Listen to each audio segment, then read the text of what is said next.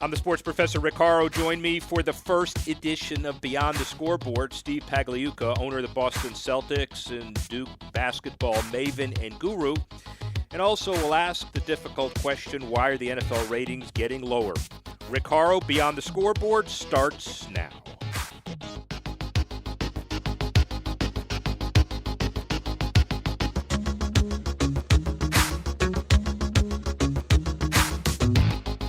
Sports professor Rick Horrow, the debut episode of Beyond the Scoreboard. It's a show that we really want to make sure is a serious slant on all issues that don't really involve the game itself. News, marketing, business, endorsements, all issues that deal with the trillion-dollar business of sports. Over 50% of the column inches of all of the newspapers today are devoted to this.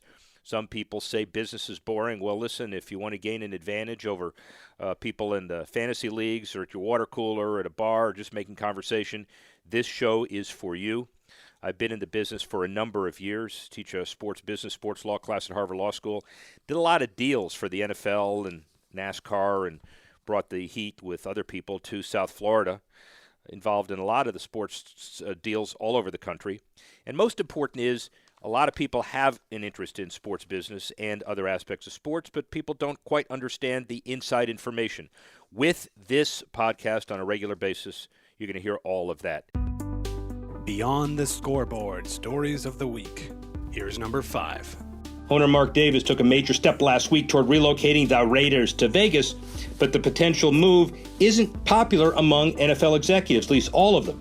As it currently stands, Nevada building a $2 billion, 65,000-seat dome stadium in Vegas, and NFL owners characterizing the Raiders' relocation vote as a battle between progressive NFL team owners who want to test the Vegas market and NFL Commissioner Roger Goodell, who may be buying time for an alternate plan to emerge to keep them in Oakland. Apart from the city's reputation as a national gambling hub, other league owners close to the problem cite the desert city's small size as a real concern for the plan's viability. One team official said, "In general, we don't like to leave big markets for small ones. That's the biggest issue. Most people aren't crazy about that. Vegas goes from a radioactive sports market to the strong possibility of having 2 teams before 2020. The appeal isn't gambling, but the 2 million family residents who crave consistent spectator sports. Rams-Chargers LA deal and the Vegas Raiders may settle the NFL musical chairs for quite some time. It'll also produce a new Super Bowl, Final Four, NBA All-Star, and other mega event venue in Vegas for everyone to leverage in the future." Number 4. Despite reportedly engaging in expansion talks with 20 different schools over the past few months, the Big 12 isn't ready to move. The last 3 months full of expansion talks, but following conference meetings, officials announced it would stand firm with 10. The Big 12 interviewed 11 of 20 potential schools, though the league found none to be ideal candidates. Oklahoma President and Big 12 Board of Directors Chair David Boren said the decision was unanimous and no specific schools were discussed or voted on during the 5 hours or so of expansion talk, while Big 12 presidents and chancellors met. Keeping 10 members, the Big 12 still stands far as the smallest of the Power 5, the Pac-12 second smallest with 12, the ACC biggest with 15. And will the smaller size impede the conference's ability to consistently advance to the playoffs? Well, the school's on-field play will tell that.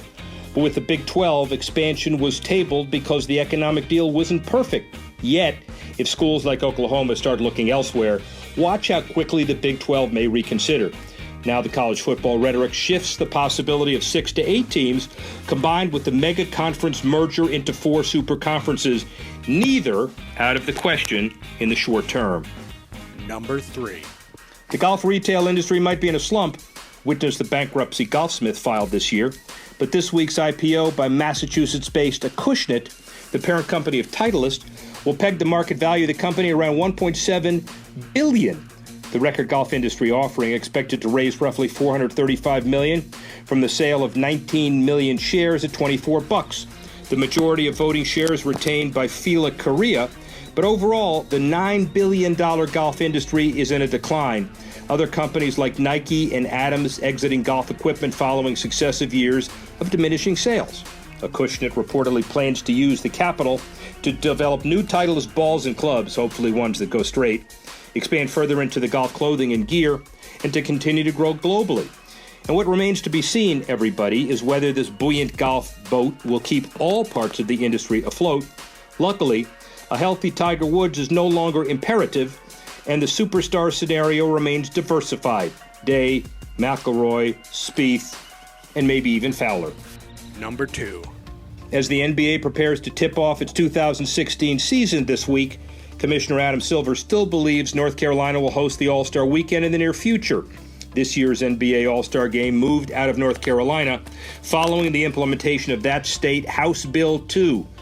Silver said that bringing the 19 All-Star Game to Charlotte, a high priority, but if the bill doesn't change, the game certainly won't be there.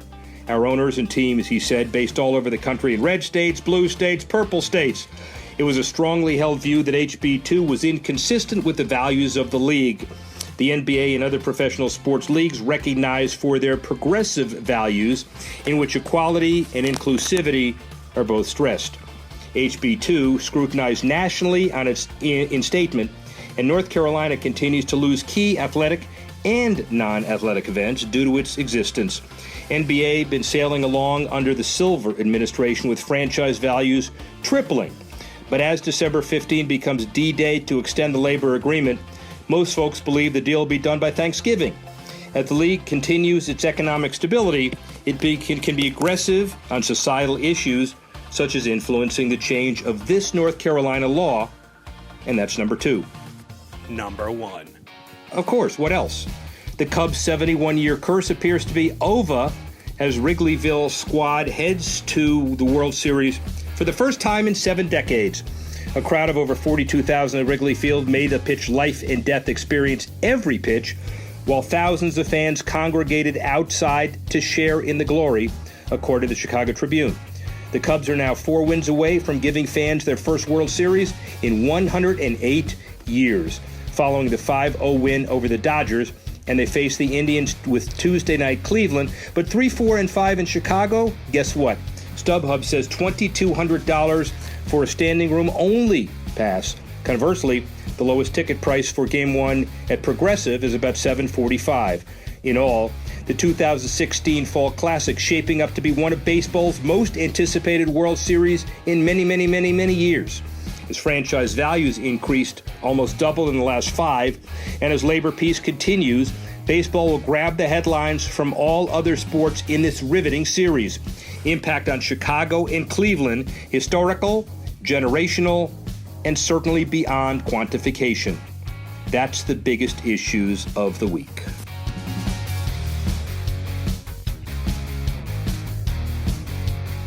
This week's Inside the Boardroom segment features Steve Paglia, the managing director of Bain Capital Private Equity since 1989.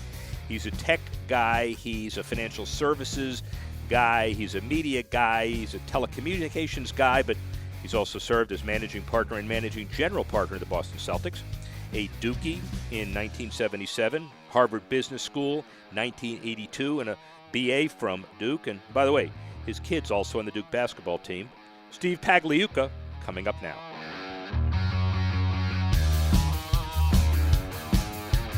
Steve Paglia, really appreciate the time. I'm not sure if we talk about your managing role at Bain Capital or the Celtics. Which one do you want to be introduced as? Anything's fine. They're both. It's great to be part of organizations that are bigger than yourself, and they both are bigger than me. So it's been great. Well, that's clear, and obviously you've done an amazing thing with Bain itself. Talk about the Bain business first, then we'll talk about the Celtics. Well, Bain has been a fantastic experience for me. I started out as a young consultant. I was actually going to get a doctorate in economics and at Harvard, and I couldn't afford it, so I got a summer job at Bain when it was a small company, the consulting firm. And I enjoyed it so much, they made me a full-time offer, so I just got an MBA and went there. And they had talked about, when I joined, forming something in the future. And this, when I joined, was 1982. They said sometime in the future we're going to take these consulting skills and apply that to investing into businesses. And at the time, BCG, Bain, McKinsey were really developing state-of-the-art business analytic tools. Right. But Bain was the first one, and I think to date really the only one, to start a division that would invest and do venture capital in business. Mitt Romney came over and started that, and I joined that in 1989. It's been a great ride. And there's a different perspective between the Bain approach and the McKinsey's and Boston Consulting Group. I mean, you actually analyze and solve problems and have some investment opportunities to solve those problems as well. Well, actually, what happened was it started out that way, and then the companies split off in about 1991 or 92. And I think when I left there, Bain was 200 or 300 people. The consulting firm now is 6,000. And when I joined Bain Capital, we were at 12 or 15 people, and now it's 1,000 people in global. And I think started out with $36 million doing venture capital. Now it's an $80 billion asset business that's global. It's just been a great run. And it's proven that those consulting skills applied to businesses. And secondly, the theory back then was we put the Bain Partners money and our own money into these deals. So we're very aligned with our investors. We're the most aligned group out there. About somewhere between around 10% of the capital comes from people in the company. So our investors love that we're in there with them side by side and aligned. And then they love that we can, in these markets, apply those consulting skills to kind of grow and transform businesses. So the model has really worked out well over the last 30 years or so. Well, and the bottom line, of course, then is that everything you learn helps you in everything else you do. So you purchase a piece of the Celtics. Talk about that story and how that happened. Well, that's a great story. I got a call from Wick Grossbeck one day, and he had known me. Our daughters went to school together, and his wife had said he needed a partner to buy the Celtics. And his wife said, I knew basketball. I played at Duke. And I think I had built a little small half court at my house because I'm a basketball fanatic. And she said, you ought to call Steve because he's done LBOs and he could be helpful. And Wick called me, and we'd known each other a little bit from school, but we really hit it off. And he really sat me down, and I showed up my Celtics regalia, and he said, let's partner up and go on this quest to buy the Celtics. And at the time, that was in 2003.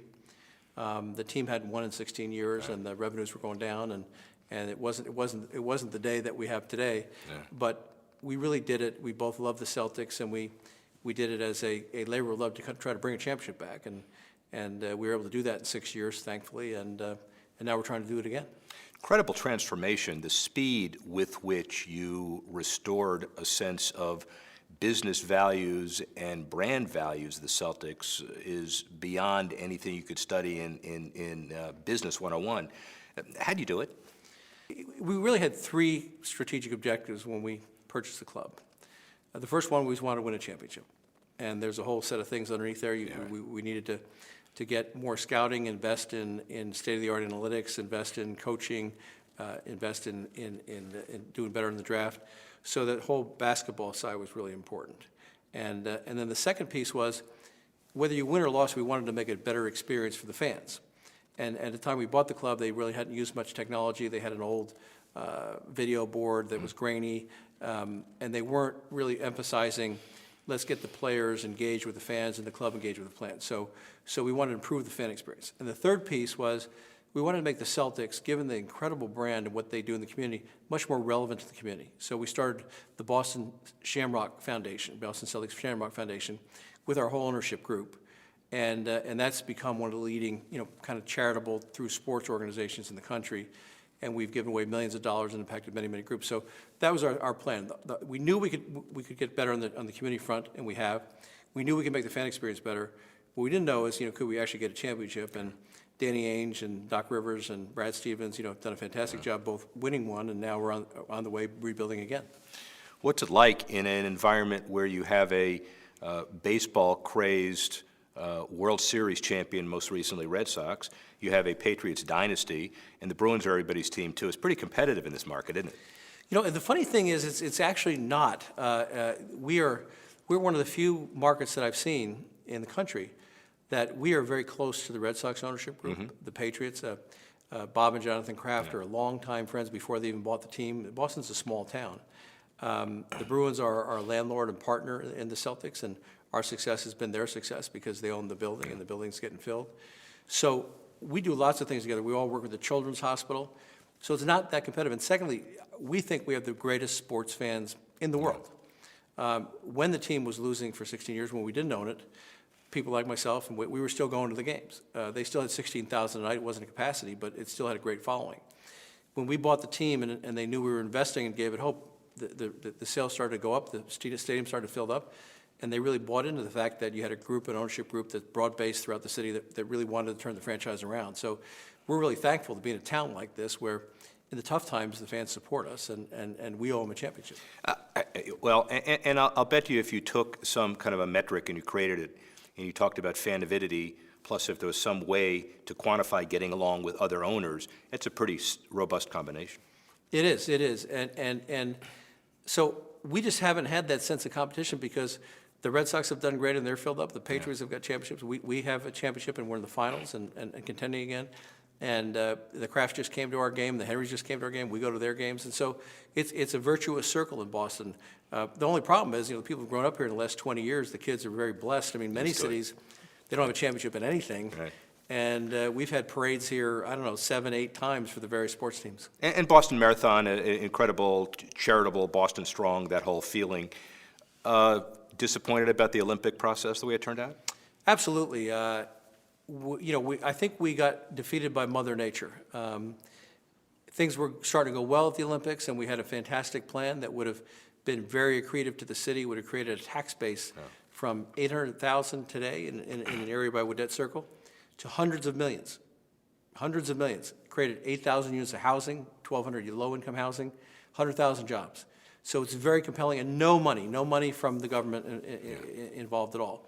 I think when that snowstorm hit, it put a malaise on us. People couldn't get to work, and they said, how are we going to have the Olympics? We can't even get to work. Now, the funny thing is, LA's doing a great job out there. They don't even have a T. So you don't really need a T for the Olympics, but it really set us back. It had a slow start, then set us back with some politics, unfortunate politics. I really think it could have been fantastic. The good news is, out of that effort, there's been now a focus on that Woodette Circle area, which right now is very underutilized. And there are already plans, the mayor's looking at plans for his kind of 2030 plan, incorporating a lot of things we did for the Olympics. And we also made a big effort to bring everything we learned out to LA. So we had done a massive financial plan. I think people said it was the largest plan ever, 10 years in advance of the Olympics, with data on every site and every revenue and every dollar and how you would do it. And the LA committee, we give that all to them. We've given our insurance people to them. So we hope to get them off to a good start and hope they win it. Well, and Scott Blackman, the USOC guys, and Larry Probst, and all of those people are obviously tremendously appreciative of that. And the untold story that you just kind of told a little bit of, the legacy factor of an Olympics properly done can be beneficial to the local community just by putting the bid package together, even if you don't get the games. Absolutely. And look, I didn't like the outcome, but the process was a great process. And it brought together academia, it brought together the government, it brought together business people to focus on what is Boston going to look like in 2030. We all viewed it as using the Olympics as a catalyst for Boston. It wasn't so Boston could build the Taj Mahal. We had in fact, the new 2020 agenda allowed us to build a temporary stadium that you'd buy for $175 million in a box and put it up. Then you take it down and you have all this land that you could use for housing and retail and all the things we desperately need in Boston. So it got a great dialogue going. And I've actually never seen that community come together as well as it did for that. Unfortunately, a large snowstorm and some I think, very sophisticated political opposition with the internet and the rest set us back. And I wish I could have done a better job getting that message out there, but there wasn't enough time to kind of, I think, turn around public sentiment without risking losing the games. And so LA, I think, has a really good shot, and it was best for us to step back and say, let's have America get it, even though Boston is not going to get it. Which it looks like they will, we hope. From or possibly, international audience, we don't know. The bottom line, as far as shifting gears to the NBA itself, mid-'80s franchise prices, $32.5 million. Now, nearly $1 billion, well over that. Is it the Steve Ballmer bid? Is it the Adam Silver, to David Stern? Is it the partnership with the players? Is it your particular partners as owners? Is it the TV contract? There are a lot of issues. Combination? I think it's all of the above. And really what you've seen, if you look at the major driver of the increase in value in sports, it's the fact that people can get entertainment in any way they want it right now. And the traditional model of, when I grew up, three channels and commercials, that's been all turned on its head with TiVo, with on-demand, with the internet, with clips. And so what's happened is sports in general, and the NBA, I think in particular, have been a hot commodity because people really want to see it live.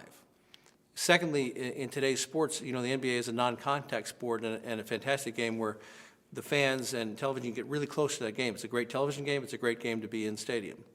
And so it has really captured the consciousness. I think David Stern was a genius, you know, in building the league, and Adam Silver has been there for many, many years, and he's also a genius. So we've been blessed, I think, to have two of the best commissioners that I've ever seen in sports. And a seamless transition. A seamless transition back to back. And Adam is of the generation that, you know, he's kind of grown up in media with the internet, you know, with Snapchat, with Instagram, and the NBA under David and Adam has really gotten ahead of that, and they've gotten global as well. So I think the real factors is that those properties are very, very valuable as you have lots of television bandwidth and broadcast and content needs. And this is the number one content that, you know, you can't fast forward through. You want to see the games. So it's great for advertisers, it's global, and it's growing. So that's really increased the value. Do people around the world know the Celtics?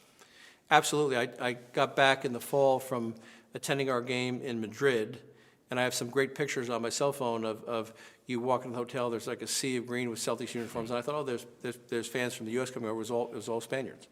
I go in the stadium, and I was getting pulled into the stands to get pictures with people with Celtics jerseys. The stadium was like a quarter or a half green. So the game has really globalized, and this media has been a particular, you know, enhancer of that, a catalyst for that, because people can watch our games. One of the number one things in China is people going to work. They'll put on the cell phone, they'll watch a Celtics game, you know, while they're going to work. We have huge contracts over there that have gone up exponentially. And Europe, the game is growing itself, and so it's just kind of feeding upon itself as a global game where the whole world loves it. What does the NBA look like 5 years from now, broadly defined?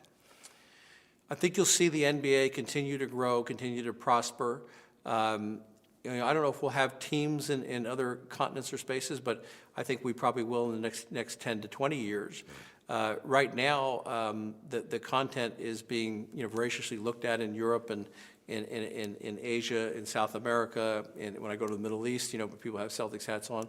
So the game is growing in popularity. I think it's the second largest growing game in China. It's now number 2, moved to number 2, right behind soccer. And I think you'll see soccer and basketball becoming huge global sports. All right, let's have some fun now. Let's talk Duke. We both have, you have played, kids playing there, my daughters. It's an incredible basketball program. The ACC is incredible as well. Coach K, amazing. What's the one thing you could say about the Duke basketball brand? It's about as close as a religious experience as you can have when you go into that stadium, and it just pulsates with the kind of camaraderie. It's fun. Everybody's jumping up and down. Faces are painted. It brings the whole university together, and I think it's college sports at its best. You know, Coach K runs a high-integrity program. The individuals, I know the individuals on that team, they're incredible individuals, and he's had a history of that for, I think, 36 years now. So we're very blessed that a couple of my sons could play there. Yeah, I played there. I was the worst player on the worst Duke team in the last 50 years. It's kind of like Bob Beeman's long jump record. You know, it won't be broken. I'm probably the worst forever that ever played for Duke. Well, that's a silly comment to make, but I'm sure you don't really mean it that way. But you treasure your memories, and your kids treasure their memories. Absolutely. I treasure my memory when I was there. You know, I was there in a period where there were 3 coaches, I think, over 4 years, and I left coinciding with Coach K coming in a couple of years later. And Coach K, Bill Foster and Coach K's really turned the program around and brought it back to its heydays of the 60s. So that's 37 years ago? I think he came 36 years ago. Shane Battier told me that he majored in and graduated in comparative religions at Duke, and I thought for the longest time he meant Coach K against Dean Smith, but I guess there are other. That's it. You know, the funny thing is, my oldest son who played at Duke, I brought him down there to look at Duke. He was a really good basketball player here at Belmont Hill, and he fell in love with Duke. And we went to senior night, and Shane Battier was on that team. Interesting. And it's a great story on that team. Trajan Langdon got hit by, I think, a Georgia Tech player.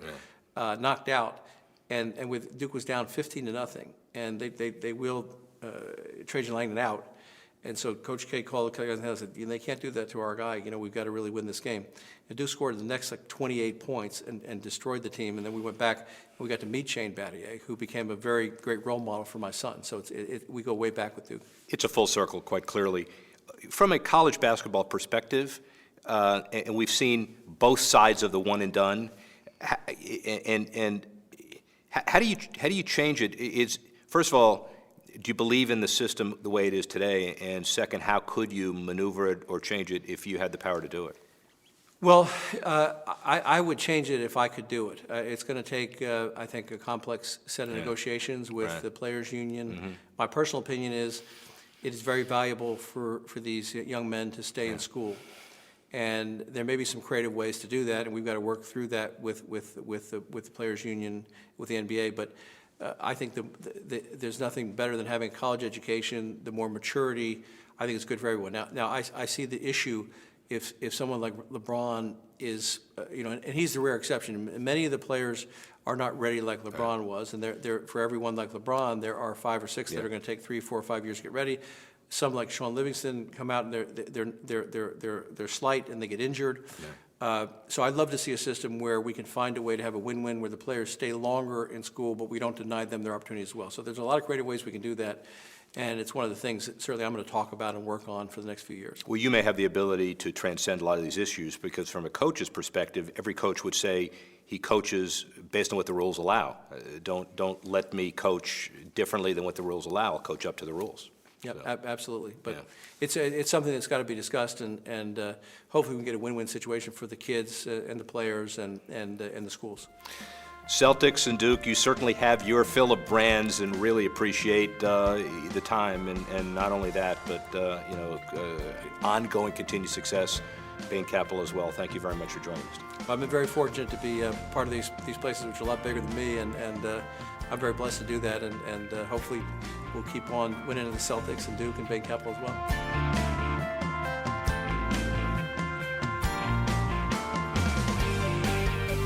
This week's Off the Beaten Track comes from a number of different places. The NBA has a new official motor oil, motor fuel, and engine lubricant. ExxonMobil signs this multi-year sponsorship deal, including NBA rights in China. The NBA hasn't had a motor oil sponsor for more than 15 years. In Pittsburgh, the Stanley Cup champion Penguins signed a colorful new arena naming rights deal. The facility is set to be renamed PPG Paints Arena for the coming year, replacing Consol Energy as a title sponsor. Then MLS. They lag far behind other domestic pro sports in one respect. It's the only major U.S. sports league whose teams don't fly charter.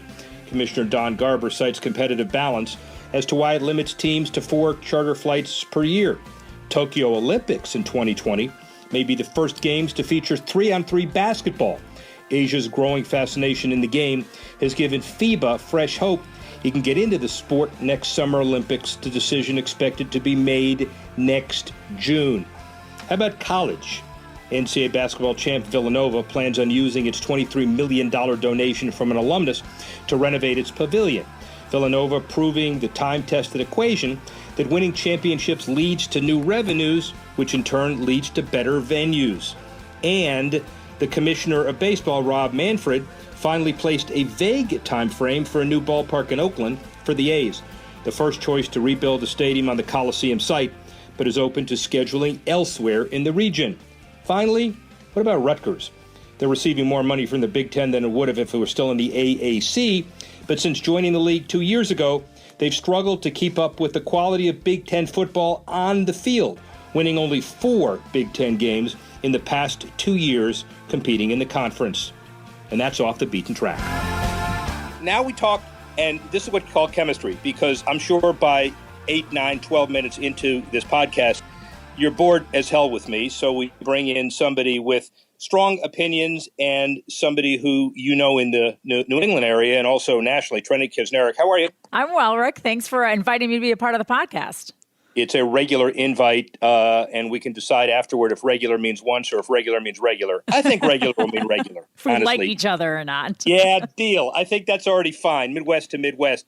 So bottom line of the first topic we want to talk about is we have a World Series that's made for the ages. The 71-year curse appears to be over. Now, I remember when I was at the series in 1908 at Wrigley, I said, look, this is going to happen every single year, and it didn't happen. So We have StubHub tickets, by the way, going for $2,200 for the weekend already, and that's standing room. That's a obstructed view. So the bottom line of all of this, we don't care about prediction. We'll talk about that later. But what about the Cubs and the Indians? Could it be any better for baseball?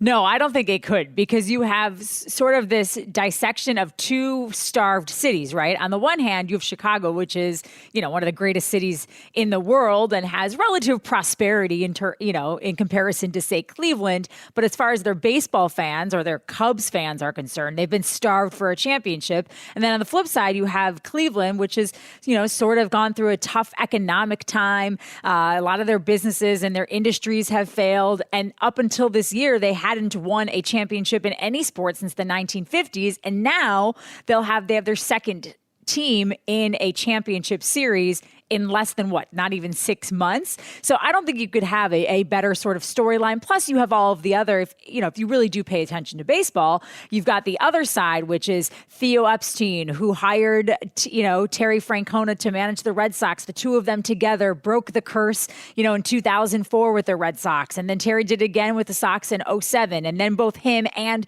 Theo went their separate ways from the Red Sox. And then you've got John Lester and John Lackey and Andrew Miller, all these players that sort of have ties to one another on a former team that are now in two separate teams playing each other. And I shouldn't forget Mike Napoli either. Who could forget Napoli running shirtless through Boston? Party at Napoli's, huh? Did you Yes. partake in any parties at Napoli's? No, I did not partake in any parties at Napoli's. Right, right. I definitely got like a Bud Light on top of the head when they won, maybe my face when they won the World Series. But that was the extent of my partying with Napoli. By the way, lie detector tests are a condition precedent for participating in this podcast. I will pass it with flying colors. Yeah, I'm sure.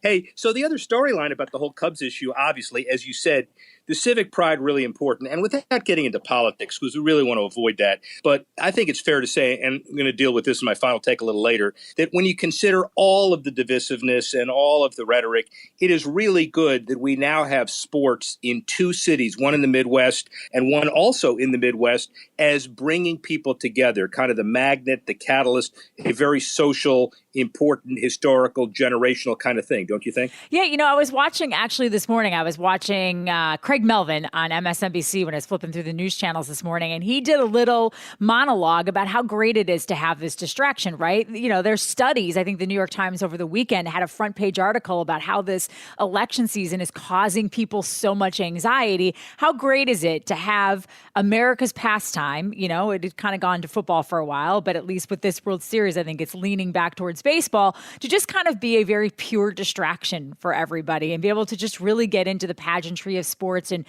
two fan bases, I think, that want to win desperately, but you can easily root for both of them, right? Which is the polar opposite of this election season, right? Where you feel like it's just lesser of two evils. I think for most people, when you look at, unless you're like me and you're a Brewers fan, you look at Cubs Cardinals and you think, well, whoever, or excuse me, Cubs. I always think Cubs Cardinals, Cubs Indians. Oh, yeah, and that was a Freudian slip there. Yeah. You think of these two teams and you think, whoever wins, it's a cool story either way, and I'll be happy no matter what. So are you old enough to remember the Harvey Kane days, or are you the next generation, the Yount Molitor days? I'm more of the Yount Molitor days. So my first memory of playoff baseball, and they are few being from Milwaukee, is 1982. So I remember the 82 series. I was only 5 at the time, but I have sort of pieced memories from it.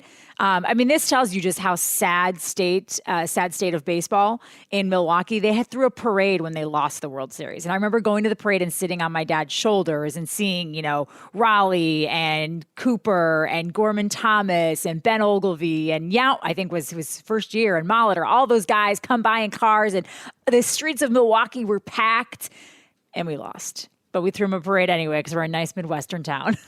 Yeah, but you know what? That's sad. I'll tell you what's really sad. My crack calculation of dates. It was my first year of law school, the year you were born. So let's move on to something very specific, because I don't want to deal with that. Let's go to something else that has baseball as an interesting twist to it, but it is not only across the pond, but it's the other side of the world. You've got Tokyo and the 2020 Olympics and the idea of what they may do to assist the recovery in that northeastern prefecture of Japan, the earthquake, the tsunami, the nuclear disaster. They had a pretty bad 2011. And one of the things they're talking about is moving some of the games, meaning the baseball and softball opportunities, to those areas around Japan in 2020. So it's different than the legacy or non-legacy of Greece and of China. So what do we think of that? You know, I think on the surface, it seems like a great idea. I was in Sochi, and I also covered the Olympics for NBC in Rio. And I will say this, particularly more so in Rio, I think than Russia. But there's such a national pride to having the Olympics. You know, take out all the bureaucracy around an Olympics and people being angry about it. Once it's actually there, you can sense the swelling pride of this country being able to put on such pageantry and such a huge show for not just your country to see, or maybe even just one side of the hemisphere, but in the entire world to participate in. And to do that in a country and in a region that has had a lot of issues in terms of having to rebuild itself after a natural disaster, you know, I think it could be great. I think it would bring people together. The Japanese obviously love baseball. They love softball. It's one of their national sports. What I do worry about, having seen what some of these and Japan's not an impoverished country, but you do wonder what the infrastructure is like in that part of Japan that went through such destruction. You start to wonder, okay, what kind of toll might it take on the athletes, right? Like, how do you get all of them there? Is it safe for them to be there? What are the accommodations like? You know, making sure that it is the right environment for them to compete in, and you're not putting them in a position that it might, you know, especially if major leaguers or even, you know, high-priced top minor leaguers play for any of the countries, that you might jeopardize their further career, their further earnings by having them go play somewhere that might not be ready to handle that. You know what the irony is, too, is that, well, first of all, they'll have 4 years to try to figure that out. If they make the decision now, it's 2020. So hopefully the accommodations first is really important. The irony is that 2 years later, we're going to have the Winter Olympics in a country that had the Summer Olympics a few years ago. What a mess, and right? This spot in Japan is known for its skiing, and they'll play summer baseball there. How screwed up is that? It's become a point with the Olympics, and we got to be careful here. This is an NBC entity. Yeah, it's NBC. It is an NBC entity, but Mark, by the way, Mark Lazarus will get over it. He'll be fine with this. Think about the fact, and I would love to go to both Olympics. I'd be happy to cover them. But the fact that Beijing is hosting a summer and a winter Olympics, and the fact that they're going to have the Winter Olympics in Beijing, some of the skiing events are going to have to be so far away that it's not even happening in Beijing. But this is a product, right, of the IOC in the way that they bargain off and auction off, I should say, these Olympic sites. Nobody wants them anymore, so this is what they're left with. Yeah, and just remember, the choice they had for those particular Olympics was China again or Azerbaijan, which I can't even pronounce, let alone spell. So I think they probably made the right decision. Azerbaijan, AZ. What's the capital? No, don't do it. What's the capital? Do you know? Oh, God, I have no idea. No. I think it's Baku, but we'll find out. We'll get the answer for the next podcast. Okay, good. That? Sounds good. Okay, Sounds good. Ooh, deal. does that mean I've been invited back for podcast number 2? Yeah, 2/3. Unless you really screw up this last segment, you're okay. Okay. Third segment. Josh Brown is no more. He can kick somewhere, but not in the NFL. And part of the issue is there a malaise in the NFL right now where we can't handle our bad actors, the domestic abuse policy? We're spinning footballs and jumping on goalposts. We have Brady out, but now back. Is it inherent? Is it one of those things where we've got a real problem on our hands, but is it just kind of temporary until the election's over? That's the hard question to answer, right? And it's a question we won't be able to answer until next year. Is this an aberration?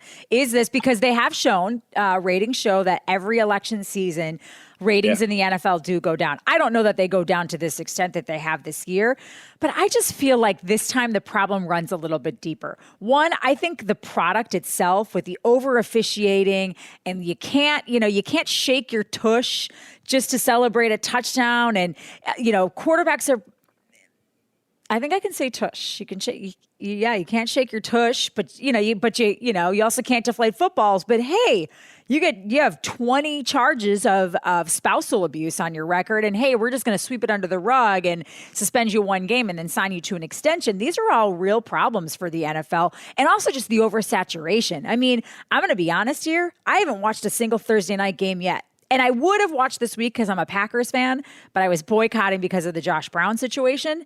But that's it. I mean, it's like it used to be appointment viewing, right? Now it's like, oh my God, there's another game on. Like even the game in London against the Rams and the Giants. Well, I certainly wasn't going to watch it because of Josh Brown, but you're like, Christmas. I'm getting up in the morning and starting at 9 a.m. after the last game just ended 36 hours earlier on a Thursday night, and it was kind of a stinker. Now it's again, and it's through Monday night. Did it used to be in your life where 4 windows of uninterrupted NFL football was heaven? Or absolutely. I used to look forward to, my earlier days in September, that first weekend where you had college and pro football. It was awesome. But that was a time when football was Saturday college ball, Sunday NFL, and a Monday night game. Now it starts on Thursday. Shoot, in some college, in some realms in college, it starts on like Wednesday or Tuesday, depending on what time of the year it is. It's too much. And I think people also, when I watch now, and maybe this is me just getting older, but I watch and I used to see a big hit and think, yeah, man, hit him again, knock the snot out of him. Now I think, oh God, is that guy going to remember his daughter's name in 5 years? I just think there's a different awareness around the sport now, and that is part of the problem. I don't see these ratings rebounding in the past the way they have before. Well, let's see what the post-election rebound is. I find it interesting that it's part of the NFL's own doing because, those Thursday night games, as we know, were geared toward division rivalries. The Packers-Bears sucked, but it was supposed to be a good game. Right. And this week, here's your question. If you had let's say 3 hours of Clinton-Trump nonstop or 3 hours of Jaguars-Titans, which would be the issue, which one would you do? Those are two bad options, Rick. I don't want either of those options. Hey, I want 3 hours of Stranger Things on Netflix. That's the right choice. I visited your office last week, and I'll come say hi next time. Thank God you only have one story, because if you were in a 5 or 6 story building, you'd probably jump off the 5th story if you had that choice. If that was my choice, I wouldn't want it. I don't want anything to do with either. But I don't know what I'm going to watch on Thursday night, but I can guarantee you it is not Jaguars Titans. Well, then we have a date for 2 weeks from now, and the one good thing about that, by the way, is when we next convene, the election we'll have a president. Will be either happen or over. Yeah, we'll have a president. I don't know if we'll have a leader. Allegedly, we'll have a president. Yeah. Allegedly. I don't know if we'll have a leader, but we'll have a president. Yes. So thank you for reminding me that my first year at Harvard Law School was your first year on Earth. I hate you. Thank you for reminding me I'm not smart enough to get into Harvard Law School. I hate you. Goodbye. Well, whatever, John. See you in a couple weeks. Bye-bye. All right, bye.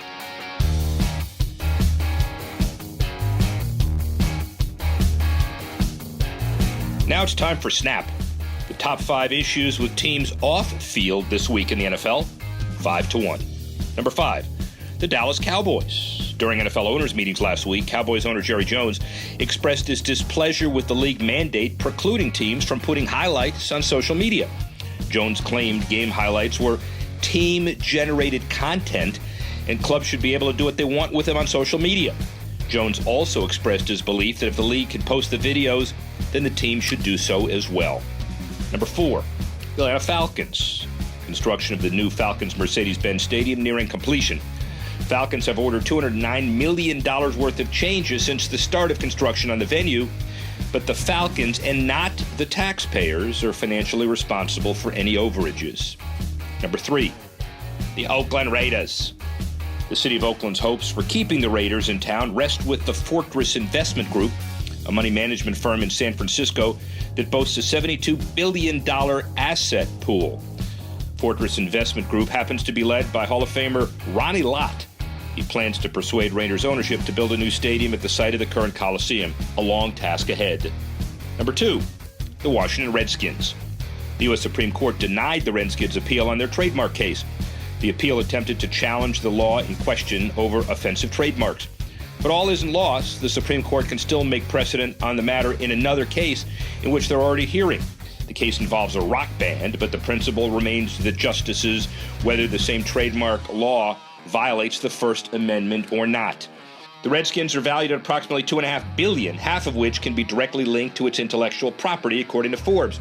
It's no wonder why team owner Daniel Snyder vowed never to change the name. And number 1, the Jacksonville Jaguars, number 1 in something. Well, the NFL continues its Color Rush initiative with alternate uniforms this week. Look for the Jaguars to wear the all-new yellow mustard look, for the Titans to wear all baby blue. I'm not a big fan of the mustard, Jaguars quarterback Blake Bortles told reporters in Tennessee, the master of the understatement. I think they could have done a better job. I think they could have chosen a different color. Several teams this season playing on Thursday night wearing alternate color rush uniforms. The reasons vary from similar color schemes to colorblind issues. How about just get better on the field?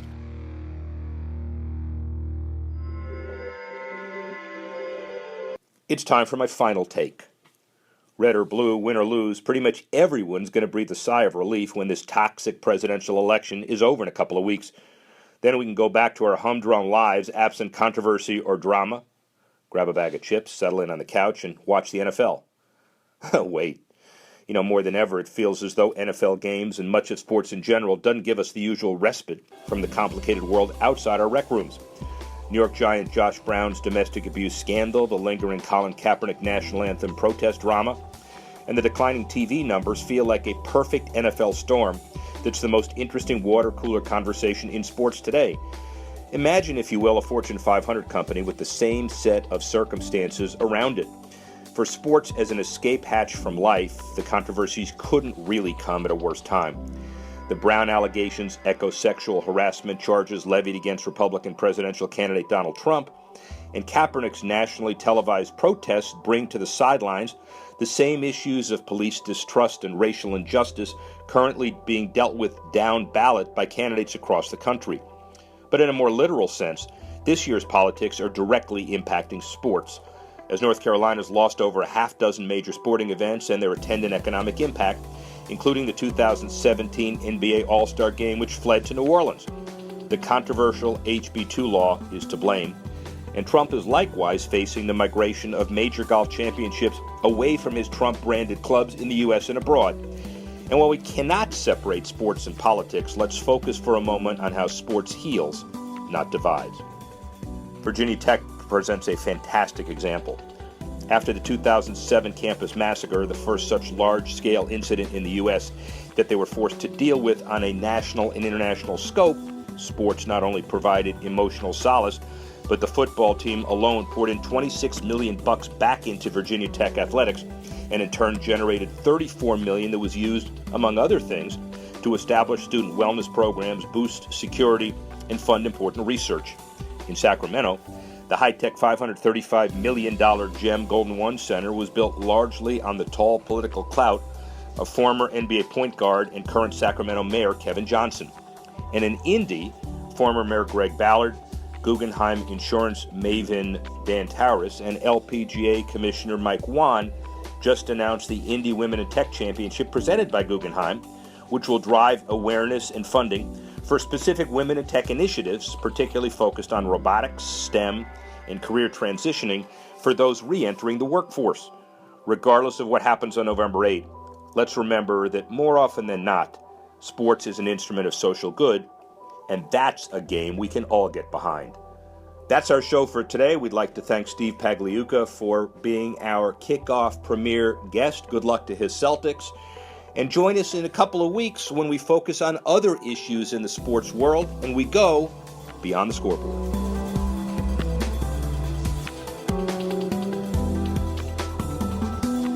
Search and subscribe to our Beyond the Scoreboard podcast on iTunes, Audio Boom, and Stitcher, and Google Play. Our 15 to watch, you'll see each week and hear each week, and every other week the bigger podcast for Beyond the Scoreboard. Any questions, comments, concerns, find me at Rick Horrow. That's my Twitter handle. It's a $1 trillion business out there, and we'll talk about it each and every week. I'm the sports professor, Rick Horrow. Thanks for listening.